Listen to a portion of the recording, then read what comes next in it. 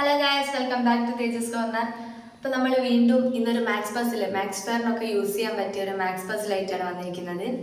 ഇത് ഭയങ്കര എളുപ്പം, കുറച്ച് ലോജിക്കൊക്കെ യൂസ് ചെയ്ത് എഴുതേണ്ട ഒരു പസിലാണ്. അപ്പം നമുക്ക് വീഡിയോയിലോട്ട് പോവാം.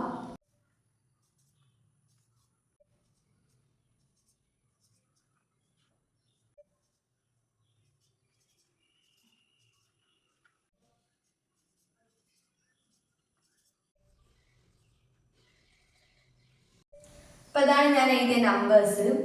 ഇവിടെ ഞാൻ ഇവിടെ ഒരു ക്വസ്റ്റ്യൻ മാർക്ക് കൊടുത്തിട്ടുണ്ട്. അപ്പോൾ ഇവിടെ ഏതാ നമ്പർ എന്നാണ് നമുക്ക് കണ്ടുപിടിക്കേണ്ടത്.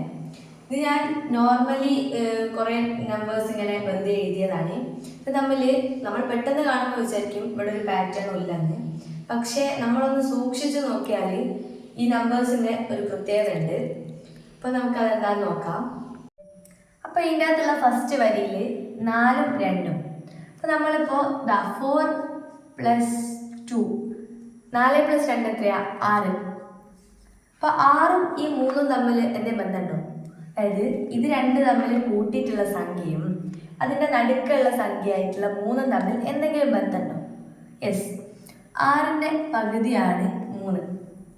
അപ്പോൾ 6ൻ്റെ പകുതി നമുക്ക് 3 കിട്ടി. ഇതുപോലെ തന്നെയാണ് ഇവിടെ വരുന്നത്. അതായത് 5ഉം 3ഉം എത്രയാ? 8. അപ്പോൾ 8ഉം 1 9ഉം 1 10. അപ്പോൾ 10/2, അതായത് 10ൻ്റെ പകുതിയാണ് ഇവിടെ ഉള്ളത് 5. അപ്പോൾ ഇവിടെയൊക്കെ അതുപോലെ തന്നെ വരുന്നത്.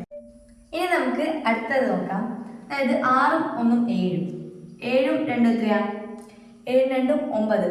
9 3 12, 3 15 1 16. അപ്പോൾ 16/2 ആണ് 8. അപ്പോൾ 16ൻ്റെ പകുതിയാണ് ഇവിടെ ഉള്ള 8. അപ്പോൾ അത് അടുത്ത വരിയിൽ 7ഉം 2ഉം എത്രയാ? 7ഉം 2ഉം 9. അപ്പോൾ 9ഉം 4 എത്രയാ? 9 4 13, 3 16. അപ്പോൾ പിന്നെയും 16ൻ്റെ പകുതി. അപ്പോൾ 16ൻ്റെ പകുതി എത്രയാ? 8. അപ്പോൾ ഇവിടെ ഓരോ വരിയിലും മറ്റ് സംഖ്യകളുടെ തുകയുടെ പകുതിയായിരിക്കും നടുക്ക് വരുന്ന സംഖ്യ. അപ്പോൾ നമുക്കിവിടെ കണ്ടുപിടിക്കാനുള്ളത് എന്താണെന്ന് നോക്കാം. 9 + 3 എത്രയാ? 9 3 12 ആണ്. അപ്പോൾ 12/2 എത്രയാ? 6. അപ്പോൾ ഇവിടെ വരേണ്ട സംഖ്യ 6 ആയിരിക്കും കേട്ടോ. അപ്പോൾ നമ്മുടെ ആൻസർ എന്ന് പറയുന്നത് 6 ആണ്.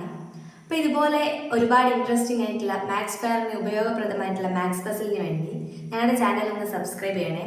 കൂടാതെ ഈ വീഡിയോ ഇഷ്ടപ്പെട്ട ലൈക്ക് ചെയ്ത് ഷെയർ ചെയ്ത് സപ്പോർട്ട് ചെയ്യാൻ മറക്കല്ലേ. അപ്പോൾ അടുത്ത വീഡിയോയിൽ കാണും വരെ ബൈ.